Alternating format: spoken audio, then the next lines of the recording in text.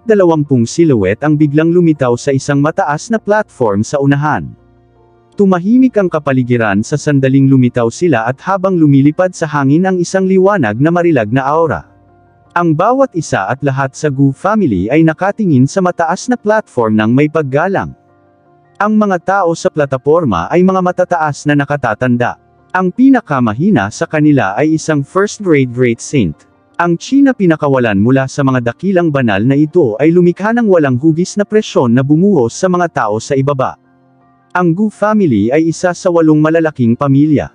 Naturally, hindi lang ito ang mga dakilang banal na mayroon ang pamilya. Dahil isa lamang itong pagpupulong ng pamilya, hindi nito kailangan na dumalo ang lahat ng dakilang banal. Ang nakatayo sa pinakaharap ay si Gu Zuanchen. Maharlika ang mukha niya. Siya ang pinakamataas na tao sa Gu family. Para siyang Diyos sa mga tao ng Gu family, ngunit ang atensyon ng marami ay nalipat sa babaeng nakaputi na nakatayo sa tabi ni Gu Zuanchen. Tingnan mo, si Elder Gu Lan yon. 12 taon na siyang nakakulong. Hindi ko akalain na lalabas siya ngayon. Ang ganda talaga ni Elder Gu Lan. Mukhang naayos na ang alitan nila ni Patriarch. Ito ay kahanga-hanga. Narinig ko na si Elder Gu Lan ay hindi lamang mukhang isang celestial na kagandahan, mayroon din siyang likas na talento. Kailangan kong aminin na ang mga katotohanan ito ay totoo kapag nakikita ko siya ngayon. Kuwit-kuwit tuldok-tuldok. Ang hitsura ni Gu Lan ay nagdulot ng kaguluhan mula sa karamihan. Maraming kabataan ang hindi pa nakikita si Gulan. Sa taon na iniwan ni Gulan ang Gu family, siya ay naninirahan sa Southern Continent hanggang sa siya ay ibalik at nakulong ng 12 taon. Kaya natural lang na hindi siya nakilala ng maraming tao. Gayunpaman, hindi ito nangangahulugan na hindi nila narinig ang tungkol sa kanya noon. Sa Gu family, walang sino man ang hindi nakakaalam tungkol kay Gulan at sa kanyang buhay, ngunit dahil sa katotohanan na ang pagtalakay sa kwento ni Gulan ay itinuturing na isang napakasensitibong bagay, walang sino man ang nang-ahas na pag-usapan ito. Mukhang natapos na sa wakas ang mga bagay dahil parehong naruroon ngayon sina Wu Ningzhu at Gulan. Patriarch, halos lahat sila nandito. Pwede na tayong magsimula ngayon. Sabi ng isang matanda. Simulan na natin. Tumango si Gu Zuanchen. Sa sandaling tumango si Gu Zuanchen, isang silweta ang lumapag sa isang battle platform sa isang iglap. Siya ay mukhang halos 25 taong gulang. May aura siya ng kagandahan at kakisigan at gwapo rin ang mukha. Nakasuot siya ng purple na damit, at ang kanyang katawan ay puno ng dominanteng aura. Nakatutok ang kanyang mga mata kay Jiang Chen sa sandaling dumating siya. Ito ay si Gu Liufeng. Siya sa wakas ay nagpakita. Tingnan natin kung ano ang gagawin niya. Ang taong iyon ay si Gu Liufeng. Ang pagdating niya ay bahagyang nagpabigat sa kapaligiran. Tinitigan ni Gu Liufeng si Jiang Chen at sumigaw, "Jiang Chen, alam ko ang layunin ng pagpunta mo rito. Ngunit kailangan mong maging sapat ang kakayahan upang pakasalan si Ningzhu. Ako, si Gu Liufeng ay nagdedeklara ng direktang hamon sa iyo. Hanggat kaya mo akong talunin, iuurong ko ang sarili ko sa kasal." Liufeng, kumunat ang noo ni Gu Zuanchen. Patriarch, sa ating dalawa ang conflict. Hayaan nating lutasin natin ito sa ating sarili. Hinawakan ni Gu Liufeng ang kanyang mga kamao kay Gu Zuanchen. Si Gu Liufeng ay isang napakatalino na tao. Ang kanyang mga salita ay nagbigay kay Gu Zuanchen ng matibay na dahilan para iligtas ang mukha. Siya at si Jiang Chen ang mag-aayos ng alitan sa pagitan nila mismo. Kung natalo siya sa laban, aaminin niya ang kanyang pagkatalo. Kaya, ito ay kanyang sariling desisyon na umatras sa kasal kung siya ay natalo. Hindi ito lilikha ng anumang negatibong epekto sa reputasyon ni Gu Zuanchen.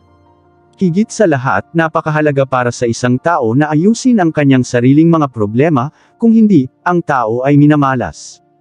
Bahagyang tumango si Gu Zuanchen. Nakahinga siya ng maluwag na hindi siya pumili ng maling henyo. Nakahinga siya ng maluwag na hindi siya binaygo ni Gu Liufeng. Swoosh! Nang walang sabi-sabi, tumalon si Jiang Chen papunta sa battle platform, nakatayo sa tapat ng Gu Liufeng. Gu Liufeng, tinuturing kang bayani dito ngunit huwag kang makaramdam ng hinanakit at huwag mong isipin na naapektuhan ko kayo ni Wu Ningzhu dahil sa pagdating ko rito. Sa palagay ko ay narinig mo na ang tungkol sa ating pakikipag-ugnayan bago ito. Wala ka sa puso niya. Siyempre, sang-ayon ako sa sinabi mo. Ang pinakamalakas lamang ang karapat-dapat na pakasalan si Sister Ning, kaya tinatanggap ko ang iyong hamon. Nangako ako kay Sister Ning na matatalo ko ang lahat para sa kanya. Sabi ni Jiang Chen sa patag na tono. Kinailangan niyang aminin ang kapuri-puri na espiritu ni Gu Liufeng. Namumukod tangi siya kahit alam niyang pinatay ni Jiang Chen si Shihan.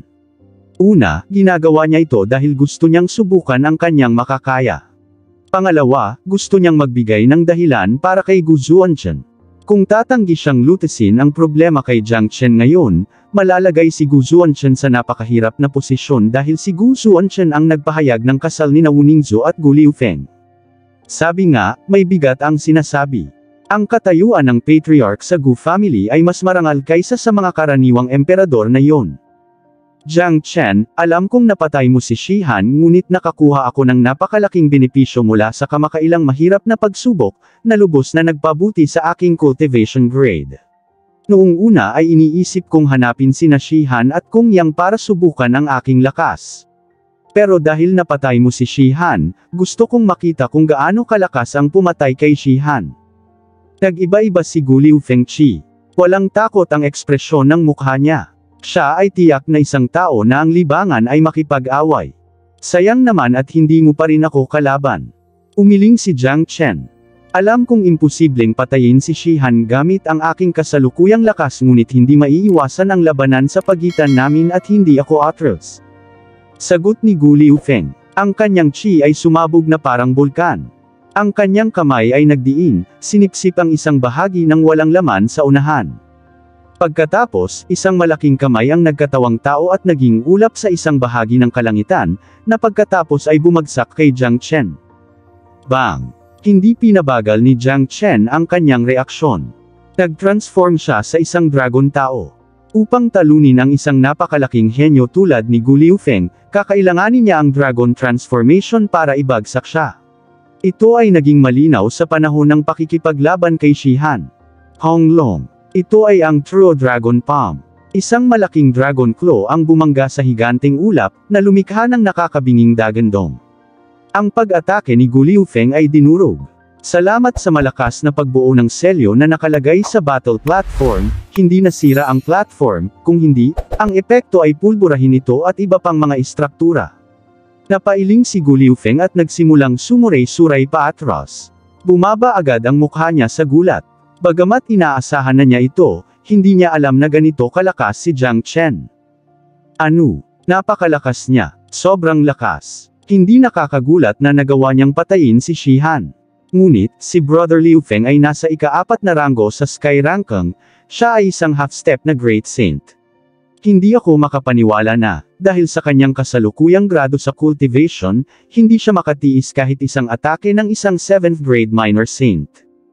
Nakakatakot ito. Halimaw talaga ang lalaking iyon. Napagtanto ba ninyong lahat na ang lakas ng pakikipaglaban ni Jiang Chen ay bumuti ng maraming beses pagkatapos niyang magbago? Si Brother Liufeng ay nakakuha ng malaking benepisyo mula sa kanyang kamakailang pagsubok. Ang kanyang kasalukuyang lakas ay sapat na upang harapin sina Shihan at Kung Yan, ngunit hindi ito katugma sa lakas ni Jiang Chen. Kuwit-kuwit, tuldok-tuldok, lahat ay namangha. Hindi lamang ang mga kabataang henerasyon, kundi sina Gu Zuanchen, Gulan at ang mga nakatataas sa Gu family ay nabigla din. Sa katunayan, ang pakikinig at pagsaksi sa labanan ay dalawang ganap na magkaibang karanasan. Hindi nila nakita kung paano nagawang patayin ni Jiang Chen si Shihan, ngunit alam nila na si Gu Liufeng ay isang natatanging henyo. Ngayon, ang pambihirang henyo na ito ay natalo sa unang round ng labanan. Gu Liufeng, malakas ka, pero hindi ka kasing lakas ni Shihan. Pero alam kong magdadalawang isip ka kung hihilingin kung umamin ka sa pagkatalo. Kaya, kukumbinsihin kita na ikaw ay nasa panganang pagkatalo. Ang mga buto sa katawan ni Jiang Chen ay lumikha ng mga tunog ng crack.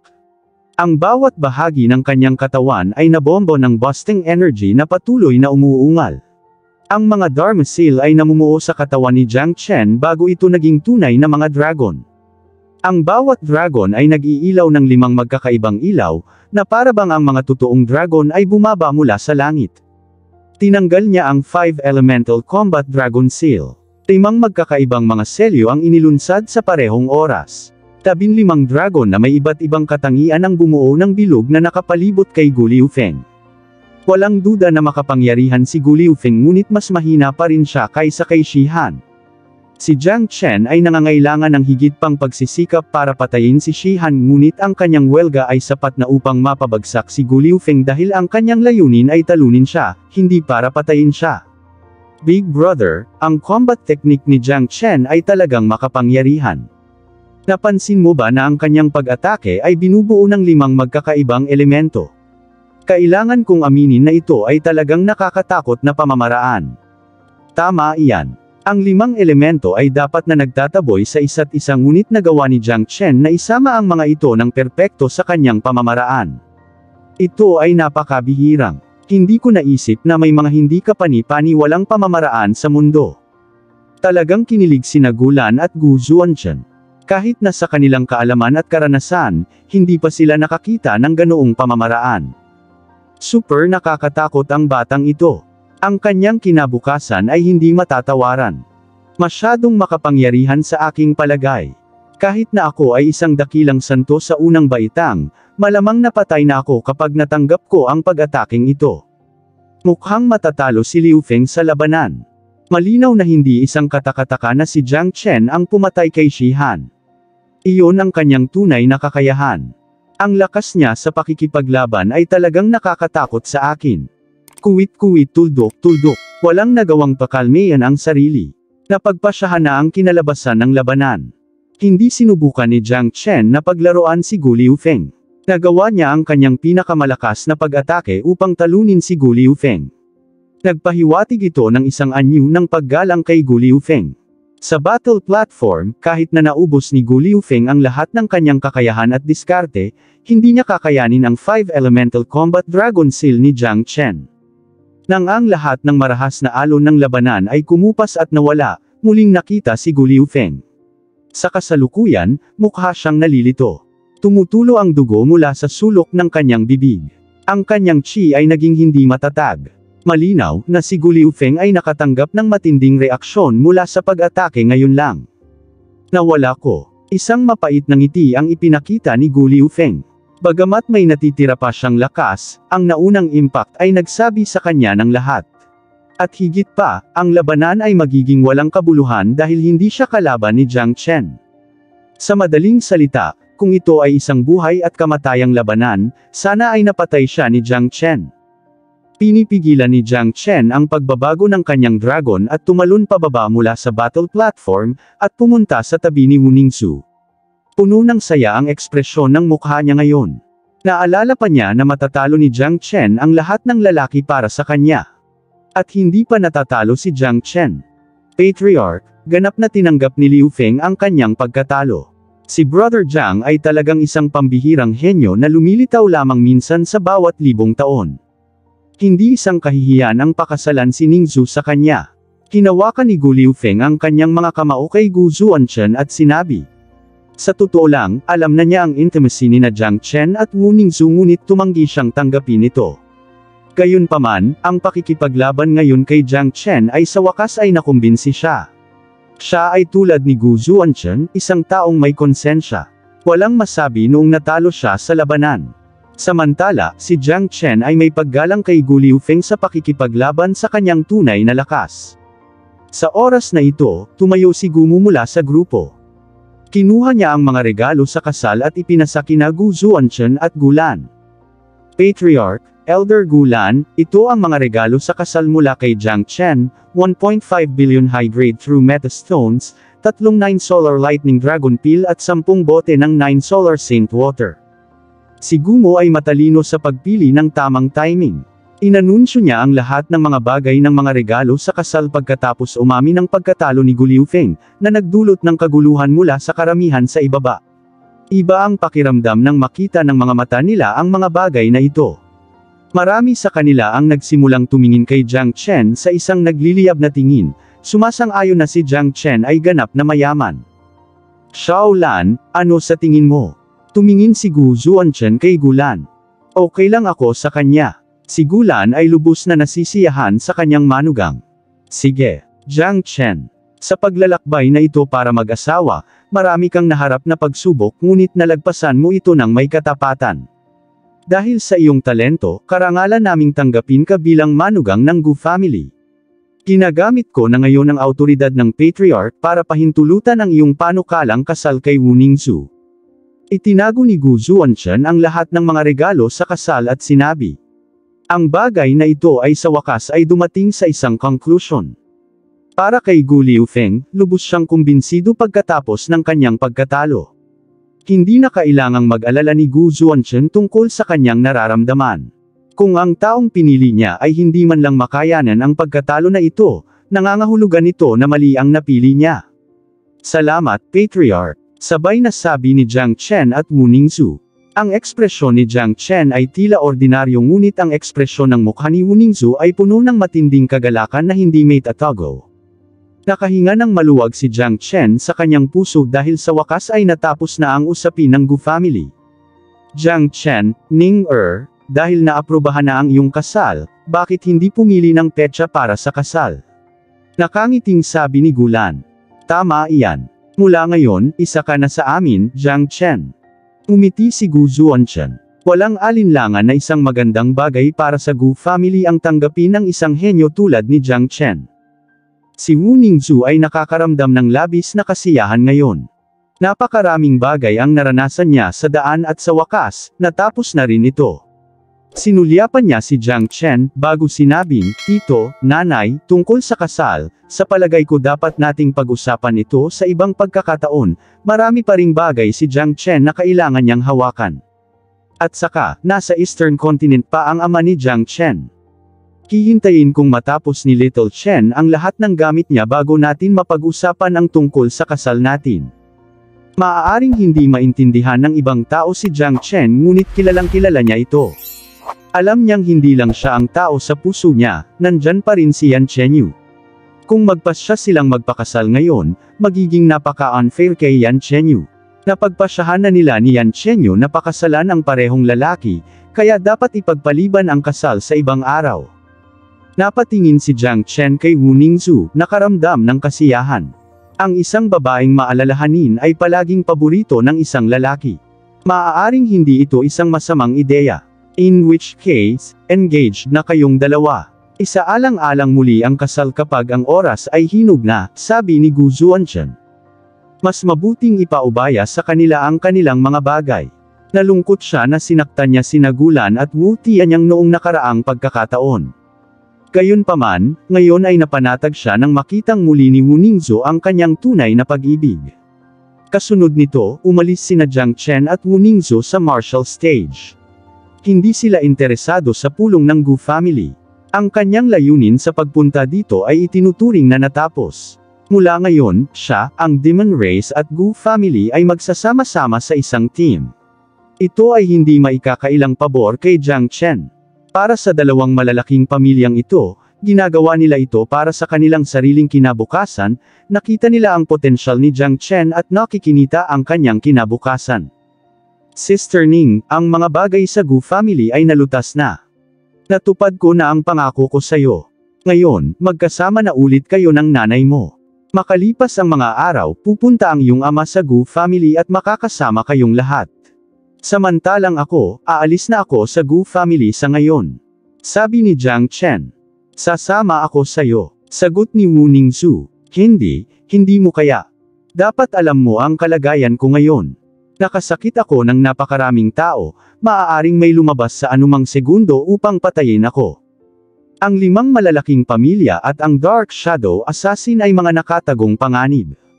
Bagamat sinang-ayunan nila sa salita na ang salungatan ay aayusin ang kanilang mga kabataan, ngunit sa pagkamatay ni Shihan, mauunawaan nila na walang mga batang henyo na makakapantay sa akin. Kaya, malaki ang posibilidad na magpadala sila ng mga dalubhasang dakilang saint para manghuli sa akin ng palihim.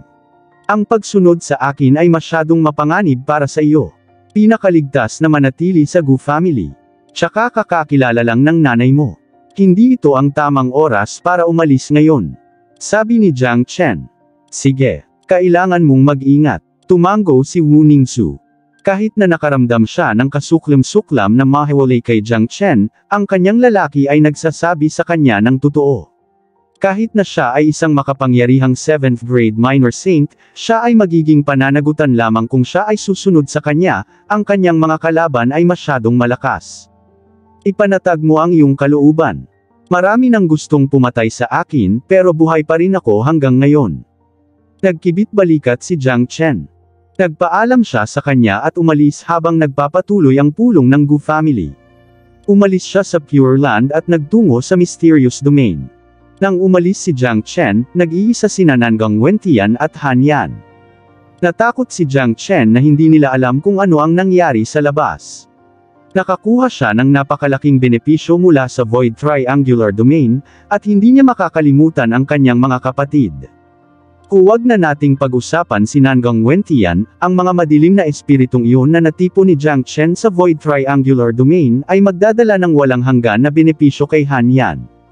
Ang kanyang Ancient Divine Devil Bloodline ay nagpapahintulot sa kanya na sumipsip ng lahat ng uri ng Dark Energy.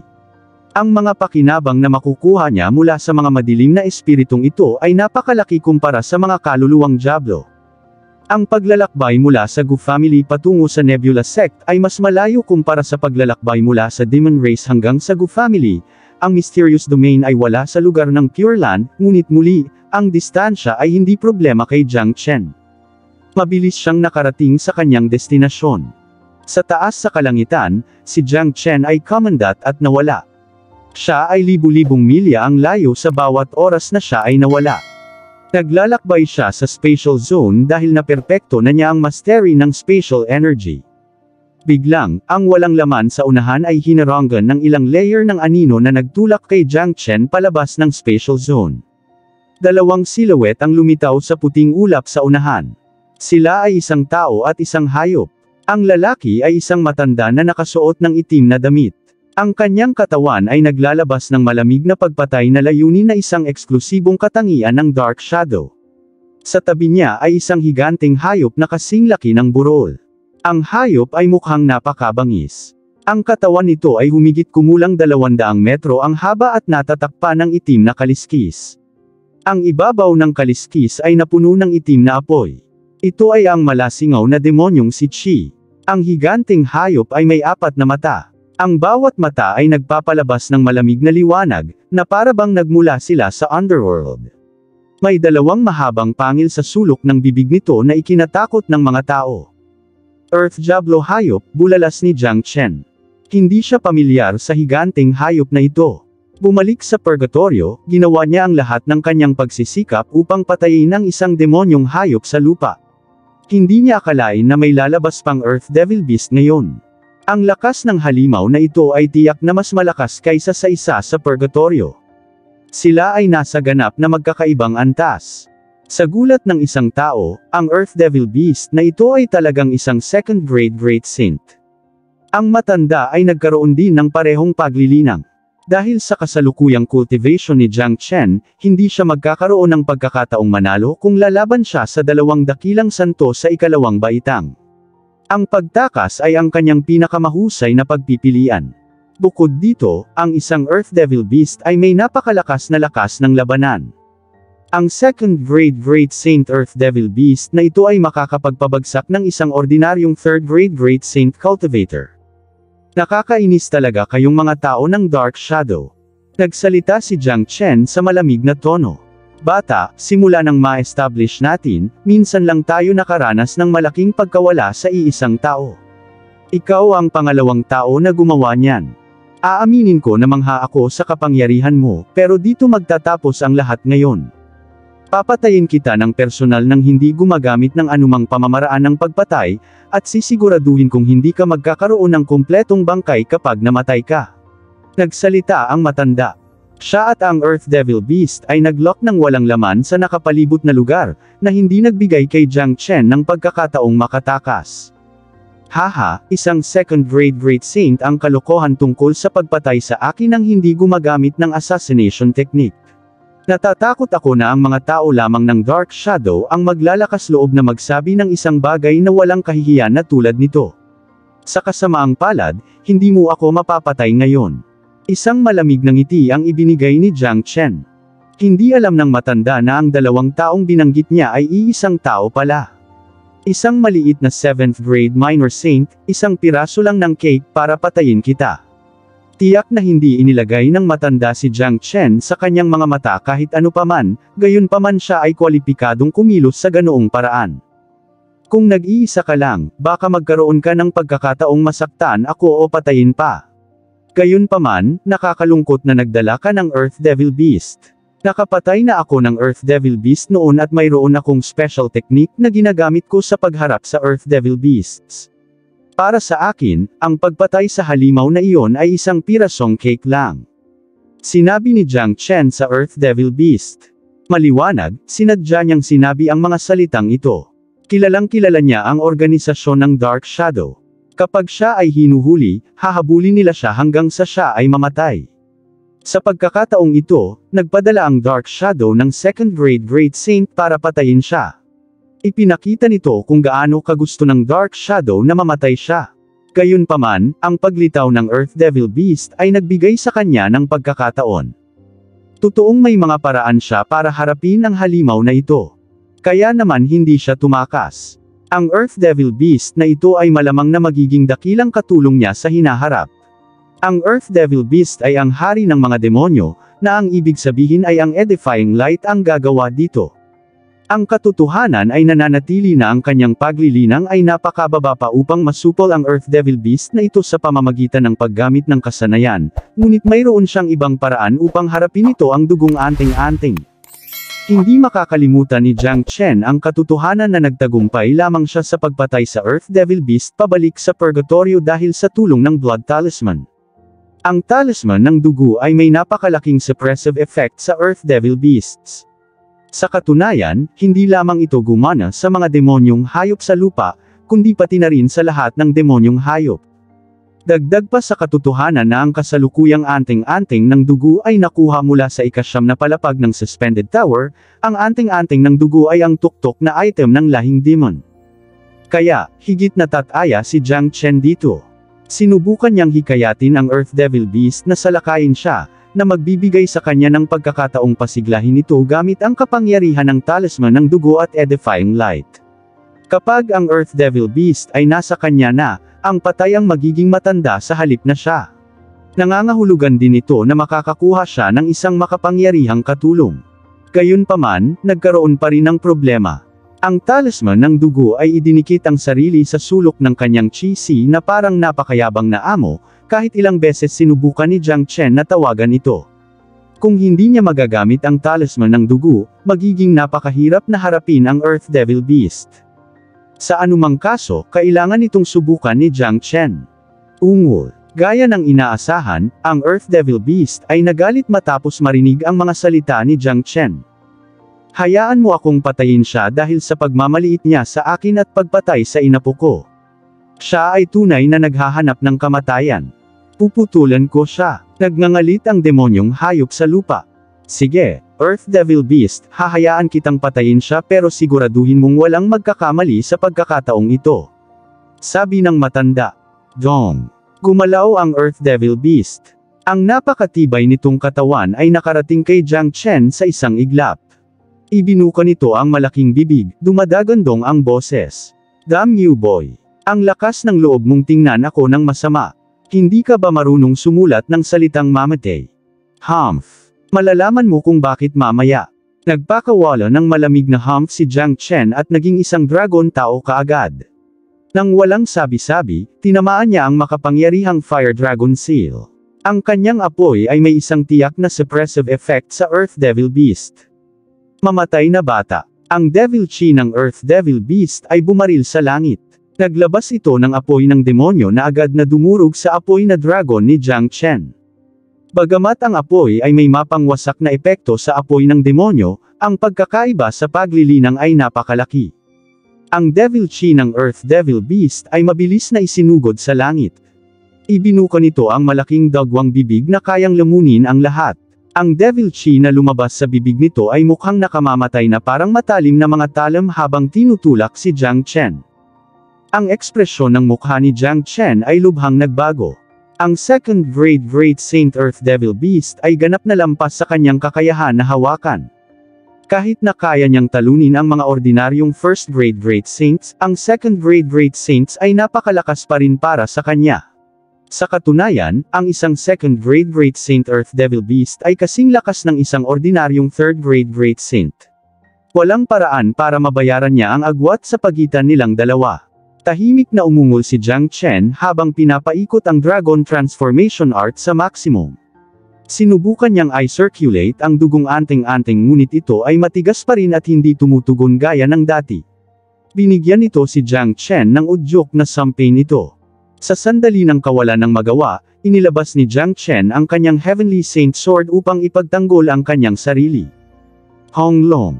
Ang makapangyarihan at matalas na Heavenly Saint Sword ay hindi kayang pantayan ang Earth Devil Beast. Kung si Jiang Chen ay hindi sapat na mabilis, siya ay nilamon na ng Earth Devil Beast na buhay.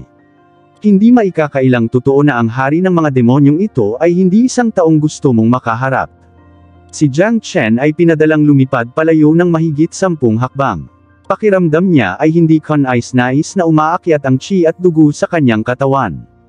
Isang pakiramdam na hindi niya masabi.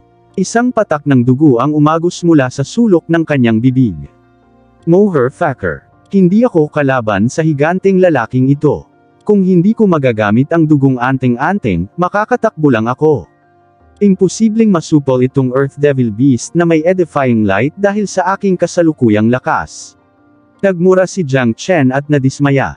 Akala niya noong una ay matutulungan siya ng anting-anting ng dugo, ngunit ngayon, tila nawala ng saysay ang lahat ng pag-asa niya.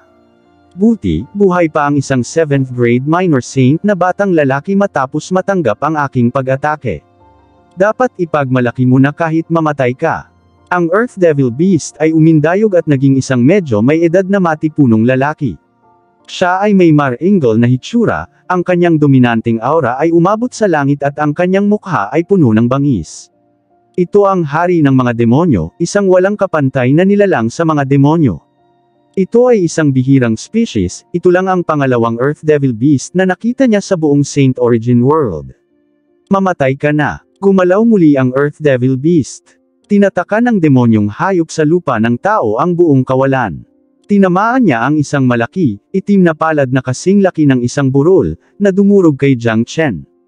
Kung ang isang tao ay nakatanggap ng pag-atake na ito ng direkta, ang kahihinatnan ay hindi maiisip. Gayunpaman, si Jiang Chen ay bihasa sa spatial shift. Hindi magiging madali para sa Earth Devil Beast na patayin siya. Sa katunayan ay maaari siyang tumakas mula dito gamit ang spatial shift, ngunit nagngangalit siya ng kanyang mga ngipin at nanatili sa kanyang posisyon, hindi gumagalaw. Siya ay tumataya na ang dugong anting-anting sa kanyang chisi ay hindi pumikit sa kanyang kalagayan. Sigurado siyang may kaugnayan ang anting-anting sa dugo sa sining ng pagbabagong anyo ng dragon. Siya ay isang magsasaka ng dragon transformation art, ang master. Nasaksihan na niya ang kapangyarihan ng anting-anting sa dugo noon. Sigurado siya na kapag umatake ang anting-anting ng dugo, tiyak na pipigilan ito ang Earth Devil Beast. So, ito ang pinagpustahan niya. Pastahan siya na ayaw ng dugong anting-anting na makita siyang mamatay sa ilalim ng mga kamay ng Earth Devil Beast. Hanggat gusto niyang tumaya, maaari rin siyang pumasok sa lahat. Hinawakan niya ang Heavenly Saint Sword sa kanyang kamay ngunit hindi gumawa ng kahit isang kilos o kilos para ipagtanggol ang kanyang sarili. Ito ay isang walang pigil na sugal, at ginamit niya ang kanyang buhay bilang taya. Kung ang anting-anting ng dugo ay hindi pa rin tutugan, ang kanyang mga kahihinatnan ay magiging mapaminsala. Weng! Weng! Ang talisman ng dugo ay hindi binaygo si Jiang Chen. Nang maramdaman niya ang napakalaking panganib, ang anting-anting ng dugo ay lumipad palabas sa kanyang katawan at naging isang ilaw ng dugo. Hindi ito mukhang napaka-divine ngunit pinulbos nito ng madali ang pag-atake ng Earth Devil Beast. Kasunod nito, ang anting-anting ng dugo ay lumipad patungo sa ulo ng Earth Devil Beast, isang madugong liwanag ang sumilay mula sa itaas at nabuo ang isang pulang dugo na higanting lambat, na bumabalot sa Earth Devil Beast. Talagang kahanga-hanga. Nakahinga ng maluwag si Jiang Chen. Nag-react na rin sa wakas ang snubsong amo na ito. Bumalik sa purgatorio, dahil sa anting-anting sa dugo kaya walang demonyong hayop ang nang-ahas na humakbang sa purgatorio. Ipinakita lamang nito kung gaano kalakas ang talisman ng dugo sa pagsugpo sa mga demonyong hayop. Ito rin ang dahilan kung bakit sila nagtagumpay sa pagpatay sa Earth Devil Beast sa purgatorio. Ano ang bagay na ito? Nararamdaman ko ang ilang uri ng desolated at sinaunang pag-iral dito. Nagbibigay ito sa akin ng pagnanasa na sambahin ito. Ang walang hugis na enerhiya na inilabas mula sa anting-anting na ito ay sumasakal sa akin. Ang ekspresyon ng mukha ng Earth Devil Beast ay nagbago ng husto. Pinandilatan nito ang dugong anting-anting. Ang anting-anting ng dugo ay parang isang sinaunang ninuno ng lahat ng mga demonyong hayop, kaya nitong supilan silang lahat. Bagamat isa itong demonyo, isa rin itong demonyong hayop. Sa kasalukuyan, mahigpit itong pinigilan ng pulang dugong hola. Nanginginig ang kaluluwa nito na parabang nasaktan ang isang makapangyarihang Diyos. Pakiramdam niya ay malapit na itong mamatay. Kaya, paano pa rin ito magagawang patayin si Jiang Chen? Dumating na ang pagkakataon. Ang mga mata ni Jiang Chen ay kumikinang. Ang sandaling ito ang kanyang pinakamagandang pagkakataon. Sa pag-indayog, naabot niya ang Earth Devil Beast. Ipinalibot niya ang Great Soul Derivation Technique at sumigaw, Earth Devil Beast. Ang suppressed Earth Devil Beast ay pinalo ng Great Soul Derivation Technique, dahilan upang pansamantala itong mawala ng malay.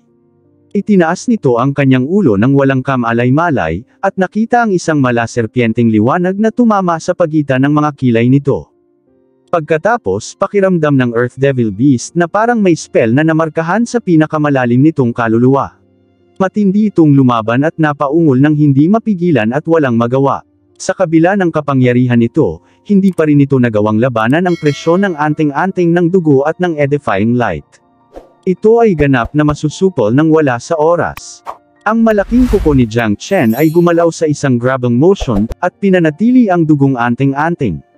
Bumalik ito sa dati nitong lugar sa kanyang chi-si at nanatili roon na parang boss, ngunit medyo mas maganda na ngayon ang impresyon ni Jiang Chen dito. Mas mabuti na ang pakiramdam niya kaysa sa mga nagdaang panahon dahil kung hindi dahil sa amo na ito ay mapapahamak siya. Walang tigil ang pag-ungol ng demonyong hayop sa lupa. Naglaho ang ligaw at matigas na chi sa katawan nito. Ngayon ay mukhang maamo na ito bilang isang tupa. Yumuko ito kay Jiang Chen at magalang na tinawag siya, Guro. Haha, mabuti. Masayang tumawa si Jiang Chen. Ngayon ay tunay na isang mahusay at maswerteng araw. Binigyan siya ng Dark Shadow ng isang magandang regalo hindi nagtagal pagkatapos niyang umalis sa Gu family. Pinahintulutan din siya nitong maunawaan ang kapangyarihan ng talisman ng dugo. Sa pamamagitan ng Earth Devil Beast na ito sa kanyang tabi, imposible para sa sinumang mamamatay tao na magtangka sa kanyang buhay. Earth Devil Beast, anong ginagawa mo? Mula sa malayo, ang matandang assassin ng Dark Shadow ay agad na nagbago ng kanyang ekspresyon. Masyadong mabilis ang mga pangyayari. Noong una ay naisip niya na ang Earth Devil Beast ay madaling maalis si Jiang Chen, at hindi niya akalain na may mangyayaring ganito. Malinaw niyang narinig. Tinawag ng Earth Devil Beast si Jiang Chen na Master. Ang Earth Devil Beast ay seryosong nagbibiro. Gayunpaman, ang demonyong hayop sa lupa ay nagbingi-bingihan sa mga salita ng matanda. Gumalaw ito at tumabi kay Jiang Chen. Earth Devil Beast, anong ginagawa mo? Patayin mo siya ngayon na. Ang matanda ay umungal, ngunit hindi siya tanga. Naunawaan niya ang mga pagbabago sa Earth Devil Beast.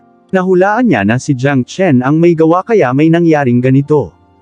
Earth Devil Beast, patayin mo siya. Iniabot ni Jiang Chen ang kanyang daliri at itinuro ang matanda. Oo, Master. Nang walang ibang salita, isang makapangyarihang diablo na si Chi ang pinakawalan sa katawan nito. Sa isang iglap ay bumalik ito sa dati nitong estadong hari ng demonyo.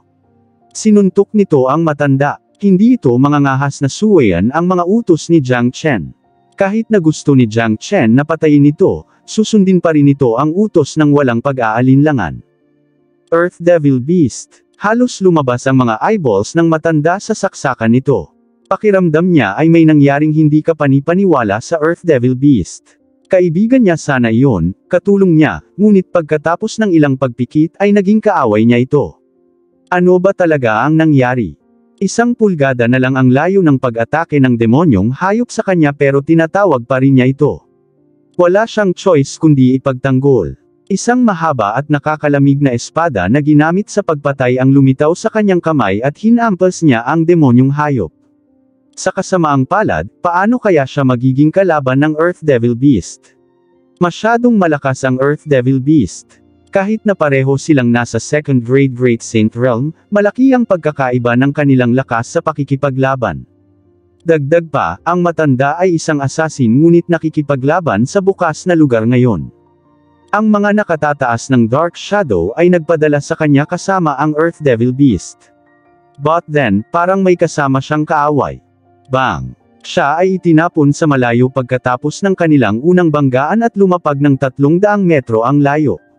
Ibinuka niya ang kanyang bibig at bumuga ng isang bibig ng dugo. Ang dakilang santo sa ikalawang baitang ay talagang walang kalaban-laban sa Earth Devil Beast. Ungol. Ang Earth Devil Beast ay walang pakialam sa emosyon ng matanda, ginagawa nito ang lahat para makumpleto ang gawaing ibinigay ng amo nito. Walang sabi-sabi, gumawa ito ng panibagong suntok sa matanda. What the hell? Ano ang nangyari? Jiang Chen, ano ang ginawa mo sa Earth Devil Beast? Ang matanda ay bumulwak ng dugo. This time dahil sa galit. Hindi niya alam kung anong spell ang ginamit ni Jiang Chen para kontrolin ang Earth Devil Beast. Ang pagharap sa Earth Devil Beast ay nagbigay sa kanya ng pakiramdam na libu-libong alpaka ang tumatakbo sa kanyang puso, hindi niya ito masabi sa mga salita. Haha, kailangan kong pasalamatan ang Dark Shadow sa pagbibigay sa akin ng magandang regalo na ito, Earth Devil Beast. Ano pa ang hinihintay mo? Patayin siya. Tumawa si Jiang Chen sa tuwa at inutusan muli ang Earth Devil Beast. Ungol. Ang Earth Devil Beast ay nabaliw sa isang segundo. Lumalabas na enerhiya mula sa katawan nito, muli nitong sinunggaban ang matanda. Ang matanda ay patuloy na umiiyak. Kung pinili niyang tumakas sa simula pa lang, makakatakas na sana siya mula sa pagkakahawak ng Earth Devil Beast, dahil sa bilis ng isang second-grade Great Saint, ngunit siya ay nasugatan ngayon. Naging imposible para sa kanya na pumunta sa kahit saan na hindi nakikita ng demonyong hayop. Ang matalim na kuko ng Earth Devil Beast ay humawak at niyakap ang matanda. Ang malubhang na sugatan na matanda ay hindi nagawang makawala sa pagkakahawak ng halimaw. Earth Devil Beast, fuck ka. Malakas na nagmura ang matanda. Ang kanyang pagkamatay ngayon ay isang agrabyado na kamatayan. Arg. Ang matanda ay hindi kalaban para sa Earth Devil Beast kung tutuusin. Isang malakas na pag-iyak ang ginawa niya habang dinudurog siya ng demonyong halimaw na lupa. Kalunos-lunos ang kanyang pagkamatay. Bago siya dumating, siya ay may 70% tiwala sa pagpatay kay Jiang Chen kahit na wala ang masamang demonyong hayop. Ang kanyang sariling kakayahan ay maaaring kunin ang buhay ni Jiang Chen ng madali. Sa totoo lang, ang dahilan kung bakit niya dinala ang Earth Devil Beast ay para takutin si Jiang Chen hanggang mamatay. Iyon ay ipinaliwanag kung bakit ang Earth Devil Beast ay nasa kanyang anyo ng demonyo sa simula, sa halip na ang kanyang anyo ng tao. Sa kasamaang palad, si Jiang Chen ay hindi natakot kahit kaunti at sa halip ay namatay siya sa ilalim ng mga kamay ng Earth Devil Beast. Ito na talaga ang pinaka-nakakagalit na kamatayan sa ilalim ng langit. Ang Dark Shadow ay dumanas ng isa pang malaking pagkatalo dahil kay Jiang Chen, isang makapangyarihang second-grade Great Saint at isang makapangyarihang Earth Devil Beast. Ang pagkawalang ito ay makakasakit sa mga buto at litid ng organisasyon. Para kay Jiang Chen, binigyan siya ng Dark Shadow ng isang malaking regalo. Sa presensya ng Earth Devil Beast sa kanyang tabi, hindi na niya kailangang kumilos ng maingat saan man siya magpunta. Earth Devil Beast, may itatanong ako sa iyo. Alam mo ba kung saan ang tanggulan ng Dark Shadow? Tanong ni Jiang Chen. Oo, alam ko. Sabi ng Earth Devil Beast. Ilan ang dakilang banal sa Dark Shadows at ano ang pinakamataas na grado sa mga dakilang banal? Patuloy na tanong ni Jiang Chen. Tubusan niyang kinasusuklaman ang Dark Shadow para sa kanyang payapang buhay na parang walang kamatayang multo. Siya ay determinado na lipulin ang buong organisasyon, na ginagawa silang mawala sa mundong ito ng walang hanggan. Mayroong 13 eksperto sa dakilang santo sa Dark Shadow. Maliban sa akin at sa kakapatay ko lang, 11 na lang ang natitira. Ang general ay isang makapangyarihang 5th-grade Great Saint. Mayroong 2 dakilang banal sa ika-4 na baitang, 3 dakilang banal sa ika-3 baitang at ang natitira ay alinman sa dakilang santo sa pangalawang baitang o dakilang santo sa unang markahan. Ang Earth Devil Beast ay hindi nang ahas na magpakita ng kahit kaunting kawalan ng respeto sa kanyang sagot. Sumagot lang siya ng katotohanan. Humph. Medyo malakas ang formation nila. Tara na. Sundan ako pabalik sa Western Domain. Pagbalik natin, pupunta tayo at lipulin ang madilim na anino. Isang malamig na humph ang ibinigay ni Jiang Chen. Binago niya ang kanyang unang pag-iisip na pumunta sa Nebula Sect. Matapos masupol ang makapangyarihang Earth Devil Beast, naisipan niyang itaas ang kanyang cultivation sa ibang level. Dadalhin niya ang Earth Devil Beast sa Devil World sa Western Domain at pasiglahin ang isa pang batch ng mga demonyo na 3rd-grade Great Saints. Sa kanyang kasalukuyang lakas ng cultivation, maaari niyang pasiglahin ang hindi hihigit sa 2 3rd-grade Great Saints. Sa sandaling napatibay niya ang 2 dakilang banal sa ika-3 baitang, hihingi siya ng tulong sa Peacock King para sa kanila na magkasamang lipulin ang Dark Shadow minsan at magpakailanman. Ang pinakamalakas na dakilang santo sa madilim na anino ay isa lamang mahusay na santo sa ika-5 baitang. Bagamat ang Peacock King ay isa lamang 4th-grade Great Saint, ang kanyang combat power ay napakalakas. Ang kanyang bloodline ay mas bihira kaysa sa Earth Devil Beast. Dahil dito, magiging sapat ang lakas ng kanyang combat power para pangasiwaan ang alinmang ordinaryong 5th grade Great Saints. Kung gusto ni Master na pumatay ako ng tao, papatayin ko ang sinuman. Ang tugon ng Earth Devil Beast ay lubos na nasiyahan kay Jiang Chen. Ito ang malaking bentahe ng nakapagpapatibay na liwanag. Kapag ang isang Diablo ay ganap na napatibay, ito ay magiging kanyang alipin. Susundin at tatanggapin nito ang anumang utos sa kanya nang walang kahit kaunting pagsuway. Napakabuti, Earth Devil Beast. Punta tayo sa Devil World. Nagsalita si Jiang Chen. Pagkatapos, nawala siya sa kawalan na may pag-indayog. Sumunod sa likod niya ang Earth Devil Beast. Pareho silang gumagalaw sa kanilang pinakamataas na bilis, patungo sa direksyon ng Devil World sa Western Domain. Medyo maingat siya pagdating sa Western Domain dahil hindi niya talaga nakasama ang Great Lightning Tune Temple sa nakaraang insidente. Magdudulot ito ng problema sa kanya kapag nalaman nila ang alinman sa kanyang mga bakas dito. Ang kanyang destinasyon ay ang Devil World, kaya hindi siya tumigil nang madaanan niya ang Green Lotus Mountain. Ang Green Lotus Mountain ay kasing tahimik gaya ng dati. Makikita at mararamdaman ng isa ang maayos na kapaligiran nito mula sa labas. Tila ang Great Lightning Tune Temple ay hindi nagdulot ng anumang problema kay Great Master Ranfeng. Ito ay nagbigay kay Jiang Chen ng kaunting ginhawa. Maaawa siya kung magkaproblema si Great Master Ranfeng at Tyrant dahil sa kanya. Ang Devil World. Hindi ito ang unang pagkakataon na pumunta si Jiang Chen sa lugar na ito. Nagbunga ang bawat pagsubok sa mundong ito. Noong nakaraang pagkakataon, pinatibay niya ang ilang minor Devil Saints, na ngayon ay nagbabantay sa Martial Saint Dynasty sa ngalan niya. Mayroon siyang dalawang layunin sa pagpunta dito sa pagkakataong ito. Ang isa ay upang pasiglahin ang isang makapangyarihang 3rd grade Great Saint Diablo. Ang pangalawa ay ang paggamit ng mga demonyong kaluluwa para umasenso sa ika-8 baitang minor saint. Ang kakayahan ni Jiang Chen ay tumaas sa ibang antas pagkatapos makuha ang anting-anting sa dugo. Ang kakayahang ito ay nagpapahintulot sa kanya na sumulong sa isang nakakatakot na paraan. Para maka-advance sa 8th grade minor saint, kailangan niyang pinuhin ang mga demonyong kaluluwa na hindi bababa sa 9th grade minor devil saint. Sa katunayan, magagawa niya ito sa pamamagitan lamang ng pagpino sa lahat ng madilim na espiritu na nakolekta niya, ngunit gusto niyang panatilihin ang mga ito para kay Han Yan. Anyway, nasa Devil World na siya, baka pagbutihin pa niya ang cultivation niya. Si Jiang Chen at ang Earth Devil Beast ay nakapasok ng maayos sa Devil World. Pagpasok sa Devil World, naramdaman niya ang siksik na Devil Chi samantalang ang Earth Devil Beast ay sobrang excited. Para sa Earth Devil Beast, ang lugar na ito ay isang paraiso. Ungol. Ang Earth Devil Beast ay umungal habang ang kanyang Devil Chi ay umuungal sa itaas. Nararamdaman ang maringal na aura ng Diablo, ang lahat ng mga Diablo ay nahiga, nanginginig. Sila ay natakot at hindi naglakas loob na itaas ang kanilang mga ulo. Hindi kayang tiisin ng sinumang ordinaryong demonyo ang ganoong klase ng aura. Earth Devil Beast, itago mo ang iyong aura. Sundan mo ako sa pinakamalalim na antas ng Devil World.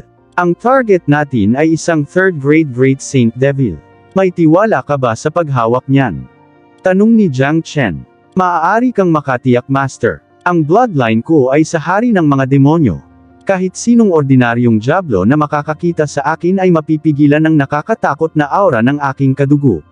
Bagamat isa pa lamang akong dakilang santo sa ikalawang baitang, naabot ko na ang rurok ng ikalawang baitang. Hindi magiging problema sa akin ang humarap sa isang 3rd grade Great Devil Saint. Kumpiyansa na sabi ng Earth Devil Beast. Napakagaling. Kapag nakatagpo tayo ng isa, hindi mo na kailangang patayin ito. Siyempre, magiging madali para sa iyo na talunin ang isang dakilang santo sa ikatlong baitang ngunit hindi ito magiging kasing dali ng pagpatay. Kailangan mo lang sugpuin ito at ipaubaya sa akin ang iba. Pinaalalahanan ni Jiang Chen ang Earth Devil Beast. Naiintindihan ng lingkod na ito. Tumango ang Earth Devil Beast. Talagang masunurin siya kay Jiang Chen. Ang dalawa sa kanila ay naging dalawang sinag ng liwanag, bumaril patungo sa pinakamalalim na antas ng Devil World. Matatagpuan lamang ang mga dakilang Saint Devil sa pinakamalalim na antas, napakahirap na hanapin sila sa iba pang mga antas.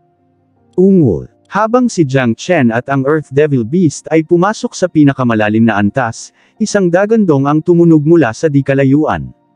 Pagkatapos, isang mabangis na mukhang nasa katanghaliang gulang na matipunong lalaki ang sumugod palabas, na hamarang sa kanilang dinadaanan. Puno ng itim na kulubot ang mukha niya. Ang kanyang katawan ay nagmumula sa isang nagninangas na Diablo Chi. Ang paglilinang nito ay isang makapangyarihan unang baitang dakilang santo.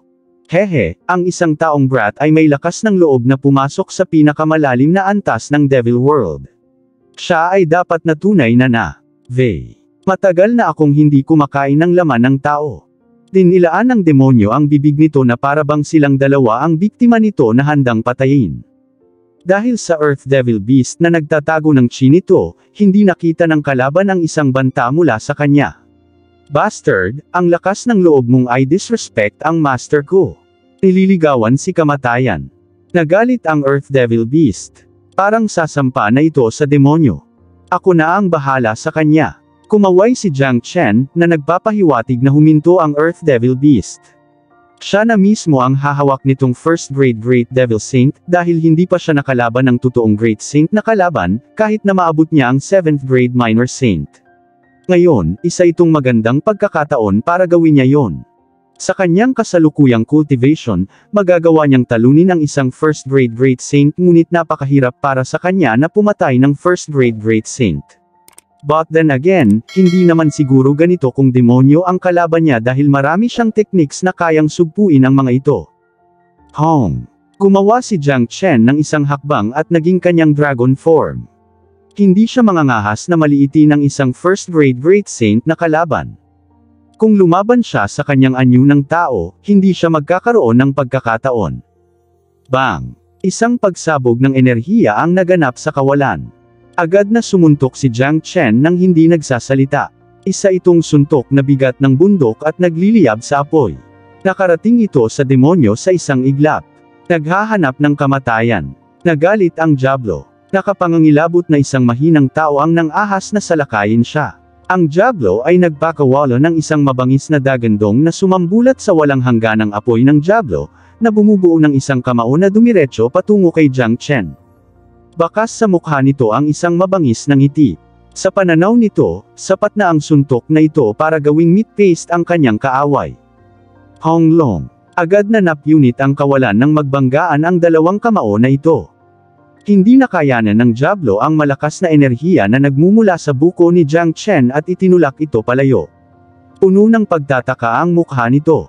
Imposible. Paano ako nadaig ng isang maliit na 7th grade Minor Saint mula sa isang pag-atake lamang? Ito ay dapat na isang biro. Brat, anong klaseng siga yan? Bakit kaya niya akong pigilan?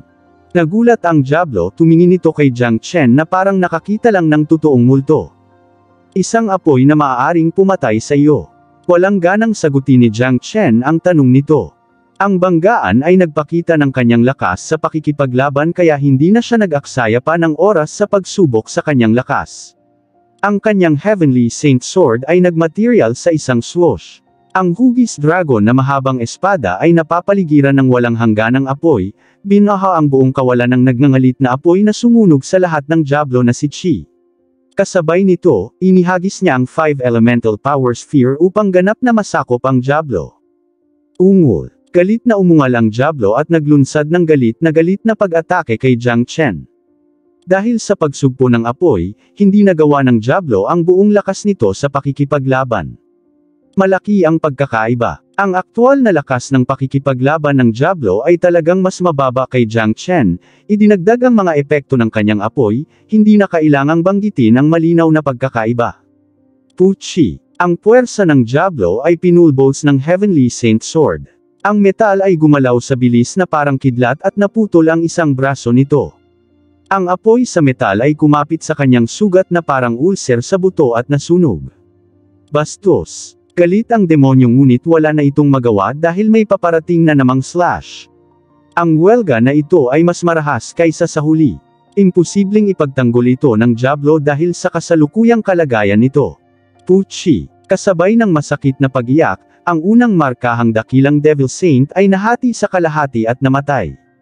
Isang itim na demonyong kaluluwa ang bumagsak sa mga kamay ni Jiang Chen na parang tinawag ito. Matapos patayin ang first grade Great Saint Devil, bumalik si Jiang Chen sa kanyang anyong tao. Sa pagtingin sa kaluluwa ng demonyo sa kanyang kamay, hindi niya maiwasang mapangiti. Sa kanyang kasalukuyang cultivation base, ang pagpapadalisay sa kaluluwa ng demonyo ng isang dakilang santo sa unang baitang ay sapat na upang hayaan siyang umakyat sa 8 baitang. Talagang kamangha-mangha. Napabuntong hininga ang demonyong hayop sa lupa. Hindi pa siya nakakita ng isang tao na maaaring maging napakalakas, na pumatay sa isang first grade Great Saint habang siya ay isang 7th grade Minor Saint lamang. Hindi siya maniniwala kung wala siya sa eksena. Earth Devil Beast, lilinisin ko itong demonyong kaluluwa para makapasok sa 8th grade Minor Saint. Manatiling mapagbantay sa paligid dahil dito tayo mananatili sa ngayon. Ang nakaraang kaguluhan ay umaakit ng mas malalaking demonyo dito. Sa sandaling lumitaw ang isang 3rd grade Great Saint Devil, ang aming layunin ay natugunan, sabi ni Jiang Chen. Oo, Master. Tumango ang Earth Devil Beast. Ginamit niya ang kanyang matalas na pangunawa upang magmasid ng mabuti sa paligid at maging isang mabuting bantay upang matiyak ang pinakamagandang kapaligiran para sa pagsulong ni Jiang Chen. Walang pag-aalinlangan, pinino ni Jiang Chen ang kaluluwa ng demonyo sa pamamagitan ng pagpapalipat-lipat ng Dragon Transformation Art. Sa pamamagitan ng paggamit ng apoy na True Dragon Fire at True Thunder Fire, ang Devil Chi sa loob ng kaluluwa ay nadalisay ng napakabilis, na nag-iiwan lamang ng purong enerhiya sa loob. Weng! Weng! Ang napakalaking dami ng enerhiya ay dahan-daang pinadalisay ni Jiang Chen. Isa-isang nagsimulang mabuo ang mga marka ng dragon. Ang bilis ng formation ay napakabilis. 1 minuto lang ang itinagal para mapawi ang 1,000 bagong marka ng dragon. Ang mga mata ng Earth Devil Beast ay nakatitig sa katawan ni Jiang Chen, na mangha sa kanyang patuloy na pagtaas ng chi. Ang halimaw ay itinuturing na isang nilalang na maaaring Urakan ang mundo ngunit hindi pa ito nakakita ng ganoong halimaw na tao. Ang isang tao ay hindi lamang may mahusay na kapangyarihan sa pakikipaglaban, ngunit maaari ring sumulong sa ganoong casual na paraan. Ang enerhiya sa loob ng kaluluwa ng demonyo ng isang dakilang santo sa unang markahan ay napakalaki. Ang bilang ng mga marka ng dragon ay tumataas. Di nagtagal, 1,000 marka ng dragon ang na-condensed. Ang dating bilang ng mga marka ng dragon ay 72,000 ngunit ngayon ay umabot na ito sa 74,000. Ang isang malaking bolto ng mataas na grado na True Metastones ay pino at ang isang alon ng napakapangit na chi ay sumabog sa kanyang katawan na parang rumaragas ang alon, na direktang itinulak ang kanyang grado sa ang 8th baitang. Ang lakas ng kaluluwa ng demonyo ay hindi pa nauubos pagkatapos ng breakthrough. Ang mga bagong marka ng dragon ay nagtitipon pa rin sa kanyang chi. Sa sandaling ito, 2 napakalakas na chi ang sumugod sa kanyang direksyon mula sa malayo. Napakabilis, narating nila si Jiang Chen at ang Earth Devil Beast. Pareho silang makapangyarihang demonyo. Isa sa kanila ay 2nd grade Great Saint habang ang isa naman ay nakarating na sa 3rd grade Great Saint. Agad na napunta ang kanilang mga mata kay Jiang Chen at sa hayop sa sandaling dumating sila. Tao yan, patayin mo. Sabi ng 3 baitang dakilang santo.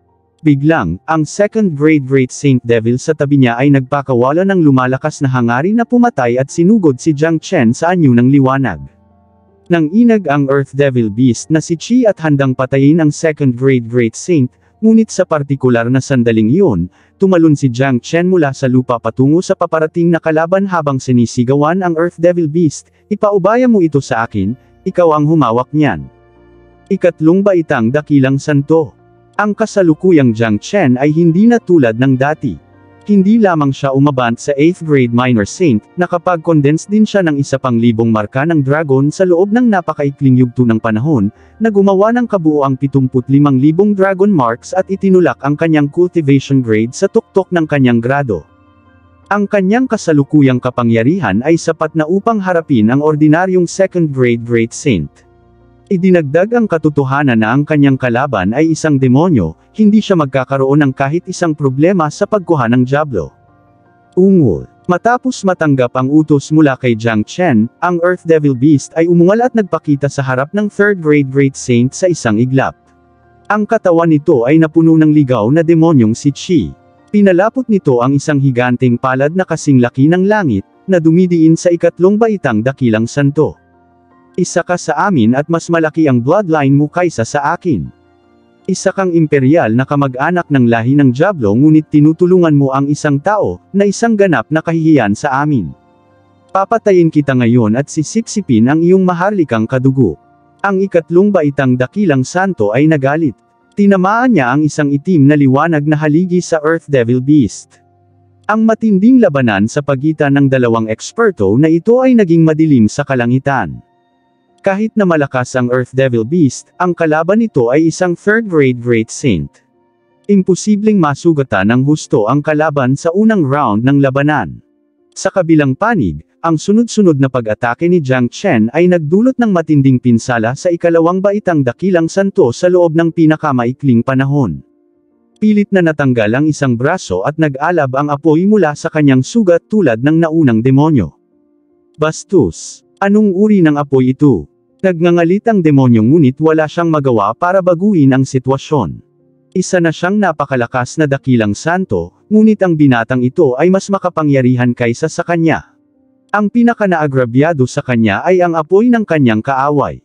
Naabot na niya ang antas kung saan walang ordinaryong apoy o kahit na mas malakas na apoy ang magkakaroon ng suppressive effect sa kanya, ngunit ang apoy ng kanyang kalaban ay ang pinakamakapangyarihang uri at ang kanyang natural na kaaway, na pinigilan ang kanyang kapangyarihan ng hindi umiinit. Fire Dragon Seal. Sinaktan ni Jiang Chen. Tatlong apoy na dragon ang sumugod mula sa tatlong magkakaibang direksyon, na mahigpit na nahuli ang Diablo. Hindi lamang ang Fire Dragon Seal ang may mataas na pinsala, ngunit ito rin ay nakapagbigay ng suppressive effect sa Diablo hanggang sa sukdulan, na masasabing ito ang pinakamalaking kaaway ng Diablo. Galit na galit ang Diablo. Ginamit niya ang bawat teknik na nakuha niya upang ipagtanggol laban sa Fire Dragon Seal ni Jiang Chen, ngunit kung gusto siya ni Jiang Chen na patayin, hindi niya ito magagawang labanan. Habang matagumpay niyang naipagtanggol ang Fire Dragon Seal, naabot siya ng mahabang espada ni Jiang Chen. Ang espada ay walang kapantay at napakatalim. Dumaan ito sa bungo ng Diablo na may tulamsik. Pagkatapos butas sa ulo, pinili ni Jiang Chen ang kaluluwa ng demonyo sa loob. Hindi masama. Hindi ko naman kailangan itong second-grade Great Saint Devil Soul. Maaari ko itong ibigay kay Han Yan kasama ng iba pang madilim na espiritu. Sigurado ako na mapapahusay nito ang kanyang grado sa paglilinang ng mabilis. Umiti si Jiang Chen. Kaka-advance pa lang niya sa 8th grade Minor Saint, kaya hindi niya ito magagamit sa ngayon, ngunit si Han Yan na nagtataglay ng Ancient Divine Devil Bloodline ay maaaring pinuhin ng alinman sa mga ito. Ang demonyong kaluluwa nitong ikalawang baitang dakilang santo lamang ang makakasigurado ng mabilis na pag-unlad. Ungol. Bumalik sa lupa sa panig ng demonyong hayop. Walang humpay na umungal ang halimaw, at nagbago sa tunay nitong anyo. Ang katawan nito ay kasing laki ng isang burol na may taas na 100 metro, habang ang apat na makamulto nitong mata ay malamig at walang awa. Suosh! Suosh! Suosh! Ang Earth Devil Beast ay lubos na nagalit. Ang apat na mata nito ay kumikinang na parang malamig na ilaw sa underworld. Tila kaya nitong tumagos sa sinaunang panahon, at nagdadala ng mapanirang puwersa na kayang puksain ang lahat. Iyon ang liwanag ng kamatayan na nagmula sa rehiyon, nagawa nitong palamigan ang mga kaluluwa ng mga tao. Apat na sinag ng malamig na ilaw ang gumalaw ng napakabilis at dumating sa ikatlong baitang dakilang santo sa isang iglap. Earth Diablo Hayop. Bulalas ng ikatlong baitang dakilang santo. Hindi siya nang ahas na paniwalaan ang sarili niyang mga mata. Hindi pa niya natukoy ang kadugo ng haring ito ng demonyo, ngunit hindi niya akalain na ang kamag-anak na ito ng imperial ay hari ng libu-libong mga demonyo Earth Devil Beast. Ang apat na mata nito ay tinawag na Hell Eyes. Nagkaroon sila ng hindi inaasahang mapanirang pinsala. Kahit na ang Diablo ay isang third-grade Great Saint, isang grade na mas mataas kaysa sa Earth Devil Beast, hindi siya nang ahas na maliitin ang pag-atake ng Earth Devil Beast. Ginawa niya ang lahat ng kanyang puwersa ng demonyo upang i-condensed ang isang itim na kalasag. Ang ibabaw ng kalasag ay inukitan ng hindi mabilang na mga marka ng Diablo na tila isang sinaunang at mabangis na matandang demonyo. Huho! Isa itong napakalakas na kalasag ng demonyo. Itinaas ito ng Diablo upang harangan ang paparating na 4 na sinag ng malamig na ilaw. Honglong. Sayang, sa kabila ng katatagan ng kalasag ng demonyo, hindi nito nakayanan ang pinsalang dala ng Hell Eyes. Ang kalasag ng Diablo ay ganap na nabalot ng malamig na liwanag at natusok. Ang malakas na impact ay tumama sa katawan ng Diablo kaya lumipad siya. Ang ekspresyon ng demonyo ay nagbago para sa pinakamasama. Nagbuga siya ng ilang subo ng itim na dugo, at nagsimulang manghina ang kanyang chi. Ang katotohanan na siya ay buhay pa ay dahil sa kanyang lakas. Kung siya ay papalitan ng second-grade Great Saint, mamamatay siya kaagad kapag ang pag-atake ng Hell Eyes ay tumagos sa kanyang katawan. Earth Devil Beast, bitag mo siya. Huwag mo siyang hayaang makatakas. Nagmamadaling nagbigay ng utos si Jiang Chen sa hayop, sa takot na makatakas ang Diablo. Habang ang mga salita ni Jiang Chen ay nawala, ang Earth Devil Beast ay sumugod. Ang higanteng katawan nito ay nakabitin sa hangin sa itaas ng ulo ng Diablo na parang isang malaking madilim na ulap, na mahigpit na pinipigilan ang Diablo. Sa ilalim ng ganitong uri ng panunupil, hindi napigilan ng Diablo ang kanyang sarili kahit anong pilit niya. Earth Devil Beast, tinutulungan mo ba talaga ang isang tao na labanan ang lahi natin? Ang Diablo ay umungol sa hinaing ngunit ang lahat ng kanyang pagsigaw sa pinagtibay na demonyong hayop sa lupa ay walang saysay. Ang Earth Devil Beast ay mayroon lamang Jiang Chen sa mga mata nito, at nasa isip lamang nito ang mga utos ni Jiang Chen. Huwag mong sayangin ang iyong hininga. Malapit na kitang maging alipin tulad niya. Lumapit si Jiang Chen sa tabi ng Diablo at sinira ang nakapagpapatibay na liwanag. Dahil sa pagsugpo sa Earth Devil Beast, hindi napigilan ng Diablo ang nag-charge na liwanag. Pagkatapos ng ilang simbolikong pakikibaka ng Diablo, siya ay lubos na napatibay. Guro, lumapit ang demonyo kay Jiang Chen at tinawag siyang Master, bilang pagpupugay. Matapos makita ang nangyari, binawi ng Earth Devil Beast ang kapangyarihan nito at bumalik sa hitsura ng tao, at tumayo sa likod ni Jiang Chen. Buti naman, magiging followers ko na kayong dalawa simula ngayon. Masyadong matindi ang mga laban kanina. Kailangan na nating umalis ngayon. Matapos ang kanyang mga salita, pinamunuan niya ang lupang demonyong hayop at ang Diablo sa labas ng Devil World.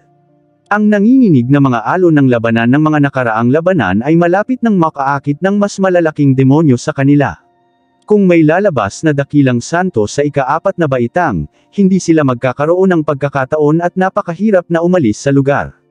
Ang layunin ng pagpunta sa Devil World ay nakamit at oras na para bumalik si Jiang Chen. Sa pamamagitan ng 2 dakilang dalubhasang ito sa tabi niya, ang mga kaaway ng dakilang santo ay magiging hindi niya pinagkakaabalahan. Kung ang mga dalubhasang dakilang santo ng 5 malalaking pamilya ay sinubukang gumawa ng lihim na hakbang laban sa kanya, kailangan nilang hayaan silang pasanin ang kanilang sariling kahihinatnan. Bago umalis sa Western Domain, nais ni Jiang Chen na bumisita sa Green Lotus Mountain. Hindi siya nagkaroon ng pagkakataon na ipahayag ang kanyang pasasalamat kay Great Master Ranfeng sa pagtulong sa kanya noong nakaraang pagkakataon. At matagal na niyang hindi nakita ang highest grade monghe na iyon, Tyrant. Namiss niya talaga siya. Ngayong nasa labas na sila ng Devil World, hinayaan ni Jiang Chen na magtago ang Diablo at ang Earth Devil Beast sa Spatial Ring. Ang 2 ekspertong ito ang kanyang mga trumpo, hindi niya ito gagamitin kung hindi talaga nanganganib ang kanyang buhay. At saka, mayroon na siyang lakas na harapin ang kanyang mga kaaway. Ang Green Lotus Mountain ay kasing tahimik gaya ng dati. Ang katotohanan ito lamang ang nagpakita kung gaano kahalaga ang Great Lightning Tune Temple sa kanilang reputasyon. Ang Western Domain ay kilala bilang ang banal na lupain ng Buddha sect pagkatapos ng lahat. Kung hindi pinansin ng Great Lightning Tune Temple ang katotohanan ito at tinamaan si Great Master Ranfeng, tiyak na tatawagan silang walang hiyang sekta. Higit pa rito, ang Great Lightning Tune Temple noon pa man ay gustong makuha ang mana ng Ancestor Green Lotus. Natural, hindi nila siya masyadong maitulak. Nakapagtatag na sila ng magandang relasyon sa kanya sa loob ng napakaraming taon, at alam na alam ang ugali nito. Kung pipilitin nila siya ng sobra, maaring mamatay ang isda o mahati ang lambat, walang maidudulot sa kanila ang alinman sa dalawa. Higit pa rito, ang posisyon at prestihiyo ng Ancestor Green Lotus sa Buddha sect ay masyadong mataas. Kung direktang haharapin ng mga nakatataas ng Great Lightning Tune Temple si Great Master Ranfeng, natatakot sila na mapuko nito ang kawalang kasiyahan ng ibang mga monghe sa templo. Dir-diretsyong naglakad si Jiang Chen sa Green Lotus Mountain at pumunta sa likuran ng malaking bulwagan. Bumagsak ang kanyang mga mata sa rebulto ni Ancestor Green Lotus. Bakas sa mukha niya ang ngiti. Kung may nagtanong sa kanya kung sino lang ang naging kaibigan niya sa past life niya, ang sagot niya ay si Ancestor Green Lotus. Bagamat wala silang masyadong contact sa isa't isa, sobrang na-appreciate nila ang isa't isa. Munting kaibigan Jiang Chen, dumating ka na. Isang boses ang umalangaw mula sa likuran. Alam niyang si Great Master Ranfeng iyon nang hindi nahuhulaan. Pumunta lang ako sa Devil World at nagkataong dumaan dito, pumunta lang ako para makita kayo ni Tyrant. Tumingon si Jiang Chen. Nang maramdaman niya ang paglilinang ni Great Master Ranfeng, tumango siya. Ang kasalukuyang Great Master na si Ranfeng ay umabant na sa ikalawang baitang ng Great Saint Realm. Bilang isang disipulo ni Ancestor Green Lotus, natural na hindi siya isang pangkaraniwang talento. Sa tulong ng 9 Solar Lightning Dragon Peel, bumuti ang kanyang pangangatawan, at hinayaan siyang umabant ng mabilis.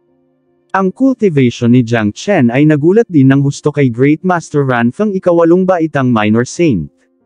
Tiyak na hindi makapagsalita ang kanyang bilis ng pag-unlad.